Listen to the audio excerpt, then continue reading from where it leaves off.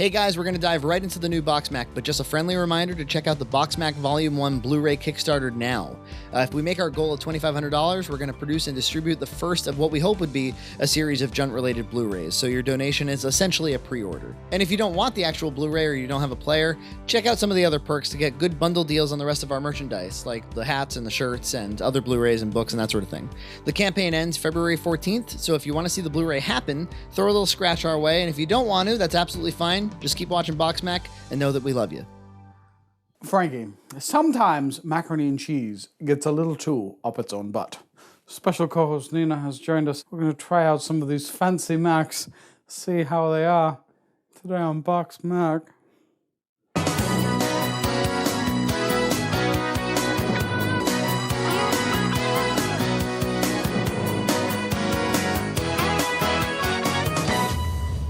Frankie, we're ready to start. Nina has so kindly gone through the archives of Macs and selected the fifiest Macs there are. Part of what I was looking for is boxes with lots of stories. Oh, look at they're telling you a lot about how they source their material. The story of the macaroni and cheese. cheese. Come from. A good number of the Macs we're going to look at today came from the wonderful Chicago box. This is a Quinoa gluten-free macaroni and cheese, $3.39. I think we should definitely do this one. Okay. Hodgson Mills whole wheat. I actually purchased this Mac. Market basket, a short story on the side. Oh, it has a story on the back, dual story. It's not afraid of the fact that its noodles are brown. And Trader Joe's, we know, is way up its own butt. This is just about as fifi as you can get. Yep. And this is USDA organic. We're not doing organic prep today. We did that. It wasn't that fun. This one has no butter. What the heck is that? This is like $9 worth of Mac. The noodles are disconcerting. Get a good close shot of that noodle.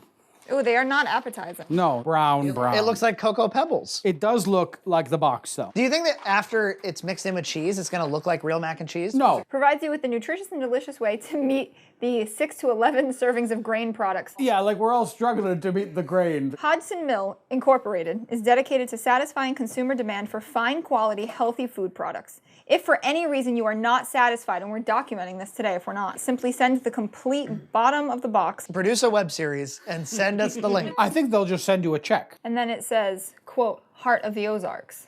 That's where they consider themselves. Well, golly. 100% recycled paper. Sure. It does have real cheese, which I'm suspecting we might see in all of them. This one's very fancy. You can tell because they've used like high quality glues to seal the box. Because that's what I want. Well, Frankie, I'm reliving the past and it's not good because we've got these noodles again. They look like rice noodles. They're not though, they're corn. I'm sorry, they're quinoa.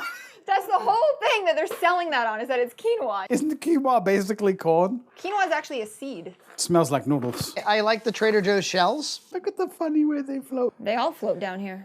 They float. It's very cute. John was kind of right, but there's actually a corn and quinoa mix. Could you tell us the history of quinoa, Nina? Known to the Bolivians as the mother grain, is now being heralded as the super grain of the future. Our ancient grains descend from farms that span the entire length of Bolivia. That's a lot of Bolivia. Eating gluten-free doesn't mean you have to compromise on the taste and texture of mac and cheese you love. So they're claiming we're gonna have good taste and texture. Oh, I don't know about that, Nina. Delicious, ooey gooey cheese. So you can have it all. I don't think, Frankie, that we've ever seen the phrase ooey gooey appear on a box of macaroni and cheese before, have we? He's getting kind of tired in the eyes. Frankie, I don't think we've ever seen ooey gooey, have we? Ooey gooey! Frankie, if you really like this, they make a shaped pasta and their shape is llamas. Unsalted butter. Do you have unsalted I don't deal with unsalted butter. Unsalted butter is a crock. You only need it if you're doing baking, not mac. Have you been monitoring these? Nope, check it out. It's a weird pasta. When normal pasta is not quite ready yet, you get soft and then firm. This is just soft all the way through.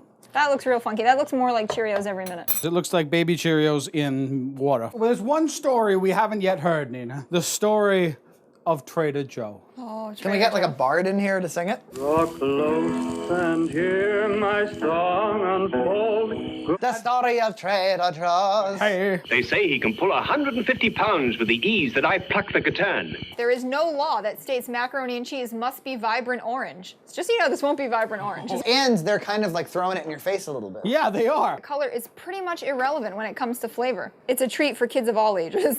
It sounds exciting for a kid. There's no law that macaroni and cheese has to be orange, Devin. Joshua, Nathaniel. Marcus. It's a treat you can feel good about. Yeah. I don't have to feel good about my macs. They're trying to get rid of the rapid. There's microwave directions on here for how to just cook it in the microwave in a casserole dish. 2 tablespoons of, whoops.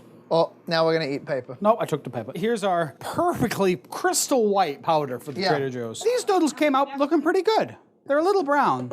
A little. Bonnie, my pebbles. How's that one look, Frankie? They both, well, this one looks good. Did everyone hear that slight disgusted sigh that Frankie uttered? It was not slight.